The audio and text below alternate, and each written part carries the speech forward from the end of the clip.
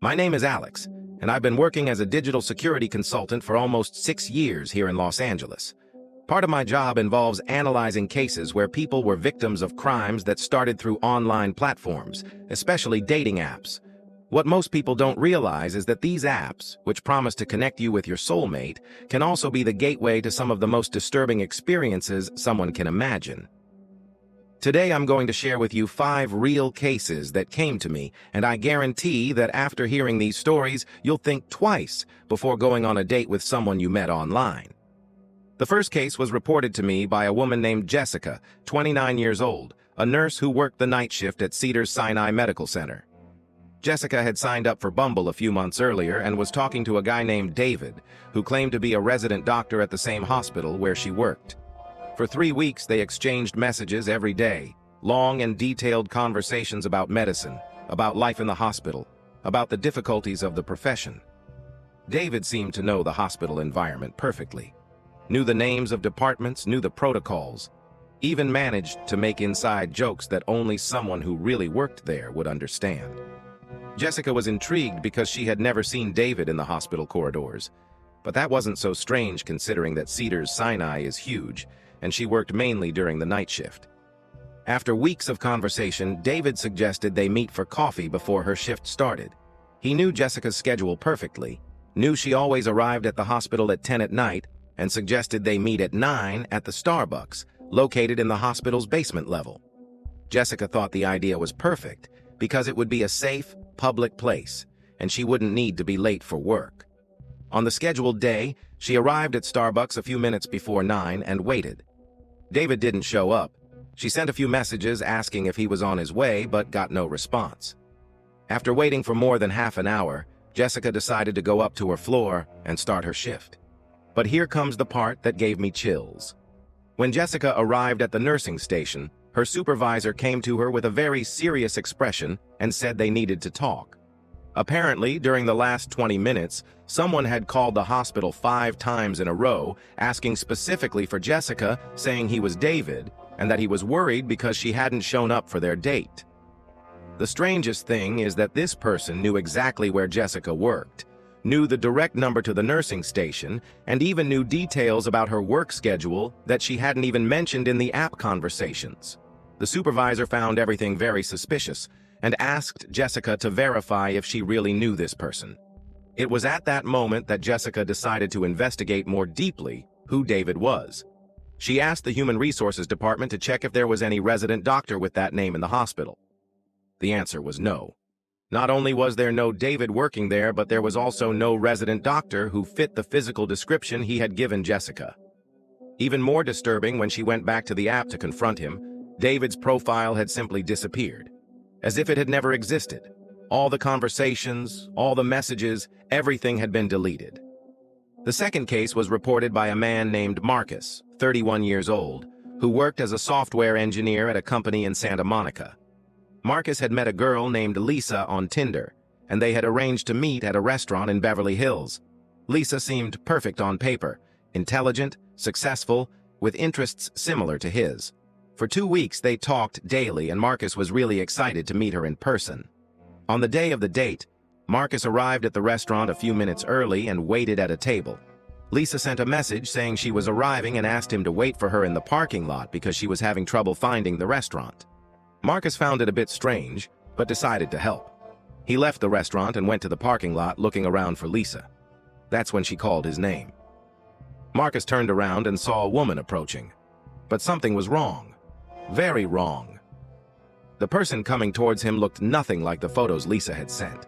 She was older, had different colored hair, even the height didn't match.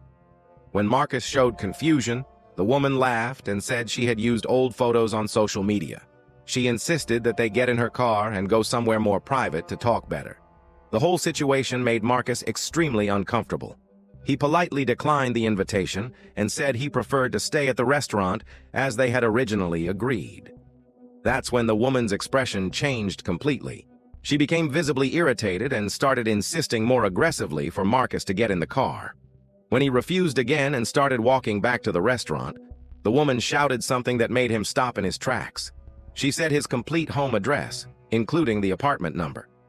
Marcus had never shared this information with Lisa during their app conversations. The third case was reported to me by a young woman named Ashley, 24 years old, who worked as a graphic designer in Hollywood. Ashley had met a guy named Ryan on Hinge, and they had talked for a few weeks before arranging a date. Ryan seemed to be exactly the type of person she was looking for: creative, funny, with similar musical tastes. They arranged to meet at a cafe in West Hollywood on a Thursday afternoon. Ashley arrived at the agreed location and waited for Ryan, but he didn't show up. She sent a few messages asking if everything was okay, but got no response. About an hour later, Ashley received a message from Ryan apologizing and explaining that he had had a work emergency. He suggested they meet the next day at the same place. Ashley accepted, even though she was still a bit disappointed. The next day, the same thing happened. Ryan didn't show up and sent another message with a different excuse. This repeated 3 more times over 2 weeks. Always the same dynamic. Ryan would confirm the date, Ashley would go to the location, he wouldn't show up and then send a message with some justification. What Ashley didn't realize at the time is that during those 2 weeks, someone had taken several photos of her waiting alone at the different locations where the dates were supposed to happen. It was only when a friend of hers commented on seeing photos of Ashley on a fake Instagram account that she discovered what was really happening. Ryan never intended to meet her in person. He was using the scheduled dates as opportunities to photograph her without her knowing, creating a file of images of her in everyday situations. The fourth case involves a man named Tyler, 27 years old, who met a woman named Samantha on Coffee Meets Bagel. They talked for several weeks and arranged a date at a bar in Santa Monica. Tyler arrived at the location and Samantha also showed up, exactly like in her profile photos. Everything seemed normal until they started talking. Samantha knew details about Tyler's life that he was sure he had never shared with her. She knew his co-workers' names, knew about family problems he had never mentioned, even knew details about his ex-girlfriends. When Tyler asked how she knew so many things about his personal life, Samantha laughed and said she had done a little research about him before the date. She started listing increasingly specific information: where he had studied, where he lived before, names of childhood friends. Tyler realized that the level of information she possessed went far beyond any normal social media research. It was as if she had access to personal records, employment history, maybe even banking information. He tried to leave the bar discreetly, but Samantha followed him to his car and said they should continue talking because she still had many interesting things to tell him about himself. The fifth and final case is the most disturbing of all. It was reported by a woman named Rachel, 26 years old, who worked as a freelance journalist. Rachel met a man named Chris on Tinder, and after a few weeks of conversation, they arranged a date at a restaurant in downtown LA.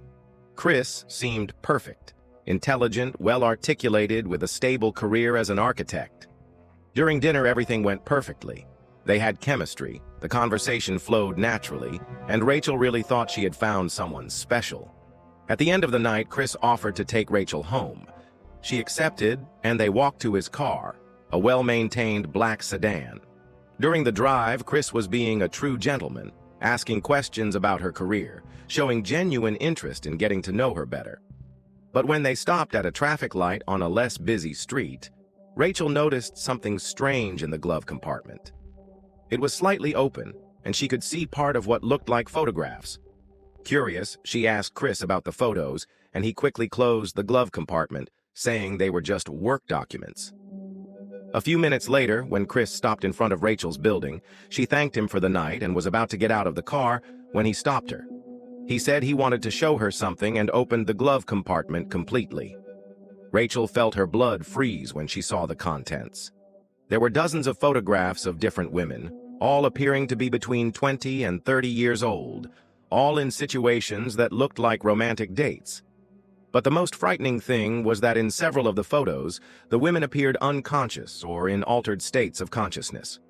Chris smiled and said that Rachel would be an excellent addition to his collection. These 5 cases I've shared with you are just the tip of the iceberg. During my career investigating digital crimes, I've encountered dozens of similar situations where dating apps were used as tools to identify, track, and potentially harm vulnerable people. What scares me most is the ease with which predators can infiltrate these platforms and use the information that people voluntarily share against themselves. The reality is that dating apps have created a completely new form of criminality. Predators now have direct access to personal information, photos, location, and behavioral patterns of millions of people who are looking for genuine connections. And the worst part is that most victims never report these incidents because they feel ashamed or think no one will take it seriously. If you use dating apps, please always arrange the first date in public places. Always tell someone where you're going and who you're meeting, and never share too much personal information before meeting the person in person. And if something seems strange or out of the ordinary, trust your instincts. It's better to cancel a date and seem rude than to put yourself in a potentially dangerous situation. If you've ever had a strange experience on dating apps, share it in the comments below. The more people report this type of situation, the greater the awareness about the dangers that exist on these platforms. And if you enjoyed this video and want to hear more reports about digital crimes and online security, don't forget to leave a like and subscribe to the channel. Every week, I bring real cases that will make you rethink how you behave on the internet.